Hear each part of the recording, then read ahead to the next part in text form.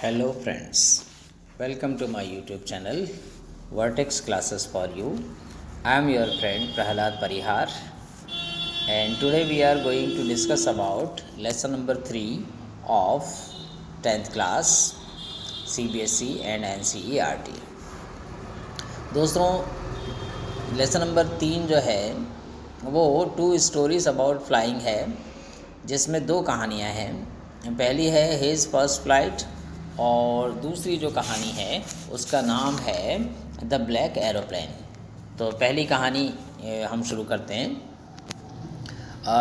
His first flight जो है वो लियाम ओ फ्लेहर्टी उनके द्वारा लिखी गई है, जो कि एक आयरलैंड के रहने वाले कवि थे, आयरिश राइटर थे, उपन्यासकार और छोटी छोटी कहानियाँ वो लिखते थे।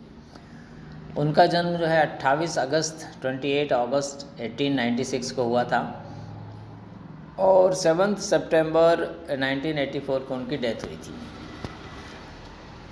यहाँ पर जो कहानी है हिज फर्स्ट फ्लाइट, उसकी पहली उड़ान, ये कहानी जो है एक सी गर्ल के छोटे बच्चे की है जो कि अभी उड़ना नहीं सीखा है और जो उड़ने से डरता है। तो समुद्र के किनारे पर वो ऊंची चट्टान पर सक्रिय जगह पर वहाँ पर एक गड्ढे में रहता है और वो देखता है कि उसके भाई बहन सब उड़ने लगे हैं जिनका जन्म कुछ समय पहले हुआ है, और उसके माता पिता उन्हें ट्रेनिंग दे रहे हैं अलग अलग तरह से उड़ने की और समुद्र से मछलियाँ पकड़कर खाने की, और वे उसे भी उड़ने के लिए प्रोत्साहित करते हैं। पर वह उड़ने का साहस नहीं कर पाता, वो डर लगता है उसे, क्योंकि वो पहली बार उड़ने जा रहा है। वो चाहता है कि उसके माता पिता उसे भोजन दें, पर वे उसे भोजन नहीं दे रहे हैं, क्योंकि वो चाहते हैं कि वह स्वयं उड़े और भोजन जुटाए। अगर वह ऐसा नहीं करेगा तो वो मर जाएगा, वो जी नहीं सकेगा। तो जीने की यही शर्त है वहाँ पर कि उसे उड़ना होगा और भोजन स्वयं जुटाना होगा। जब एक बार वह सक्रिय चट्टान पर लंबी सरपट्टी पर दौड़ने की कोशिश करता है, उड़ने के लिए दौड़ लगाता है, तो वो डरकर वापस अपने गड्ढे में चला जाता है। और उसके माता पिता जो है उसको उड़ना सिखाने के लिए जो है तरह तरह से डांटते हैं, कई तरह से उसको चिढ़ाते भी हैं। उसके भाई बहन भी जो है उसको तरह तरह से उड़ करके दिखाते हैं, लेकिन उसके ऊपर उसका कोई असर नहीं होता, वो साहस नहीं करता उड़ने का। फिर आगे 24 घंटे हो जाते हैं, उसको भोजन नहीं मिलता है और वो बड़ा ही थका हुआ सा महसूस करता है। और फिर अगली सुबह जो है उसके भाई बहन जो है उसको दूर रह कर के भोजन दिखाते हैं और ताकि वो उड़े।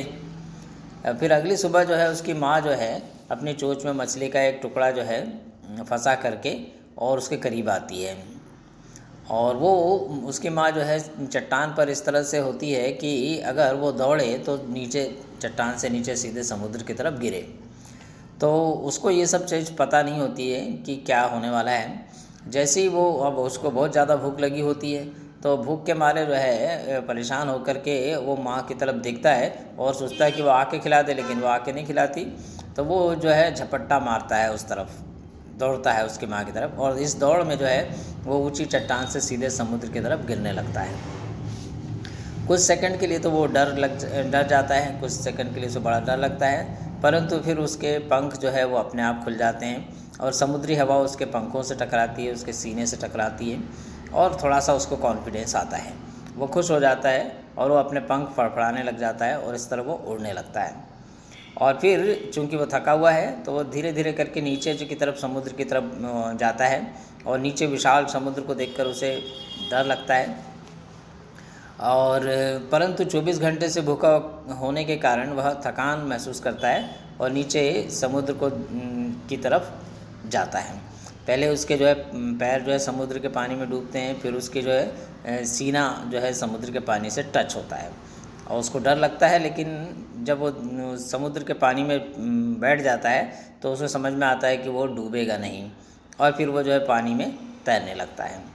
और उसके माता पिता और भाई बहन उसके आसपास आकर के खुश हो जाते हैं और आवाज़ें लगाते हैं तरह तरह की, उसका हौसला बढ़ाते हैं और उसको मछलियाँ खाने के लिए देते हैं, और इस तरह वो उड़ना सीख जाता है। तो यहाँ सारांश ये है मित्रों कि जो है वो पक्षी को, छोटे बच्चे को उड़ना सिखाने के लिए, क्योंकि उड़ना ही एकमात्र शर्त है वहाँ जीने की, उड़ेगा और जो है भोजन प्राप्त करने के लिए वो खुद प्रयास करेगा तभी वो जिएगा। तो उसको सिखाने के लिए तरह तरह से कोशिश करते हैं, लेकिन आखिर भूख से मजबूर होकर वो झपट्टा मारता है और नीचे की तरफ जब गिरता है तो उसे महसूस होता है कि तो वो तो उड़ सकता है, उड़ना तो उसका प्राकृतिक स्वभाव है, वो उड़े बगैर कैसे रह सकता है। तो इस तरह से वो उड़ता है, उड़ान भरता है और समुद्र के पानी को भी स्पर्श करता है और मछलियाँ पकड़कर, या जिसको बोलना चाहिए कि मछलियों पकड़ने का भी उसको अभ्यास होता है। तो यहाँ पर फर्स्ट फ्लाइट में जो है ये दिखाया गया कि एक छोटा बच्चा जो है वो कैसे डरता है और फिर अपने डर पर विजय कैसे प्राप्त करता है। तो ये थी ये कहानी। अब इसके बाद में इसके अंदर कुछ क्वेश्चन आंसर हैं। तो क्वेश्चन आंसर जो है आप देखें इसमें क्या क्या है। जैसे why was the young seagull afraid of fly, यानी छोटा जो सीगल है वो उड़ने से क्यों डरता है। तो वो उड़ने से इसलिए डरता है क्योंकि ये इसकी पहली उड़ान थी, इसके पहले उसने उड़ करके कभी नहीं देखा था और उसे लगता है कि मेरे पंख जो है उतने मजबूत नहीं हैं जितने कि अन्य भाई बहनों के हैं। दूसरा क्वेश्चन है the site of the food मैडन्ड him, यानी भोजन के दृश्य ने उसे पागल कर दिया था। यानी जैसे उसने भोजन माँ की चोंच में देखा वो पागल हो गया, तो 24 घंटे बाद उसकी हालत ऐसी हो गई थी। तो व्हाट डज दिस सजेस्ट, इससे क्या मतलब है, ये किस तरफ इशारा करता है।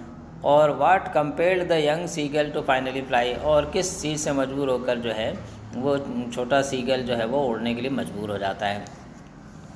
तो चूँकि वो 24 घंटे से भूखा था और उसे भोजन नहीं दिया जा रहा था, तो भोजन प्राप्त करने की जो उसकी इच्छा थी और जो ज़रूरत थी उसको, उससे जो है वो मजबूर होकर के उड़ना सीखता है।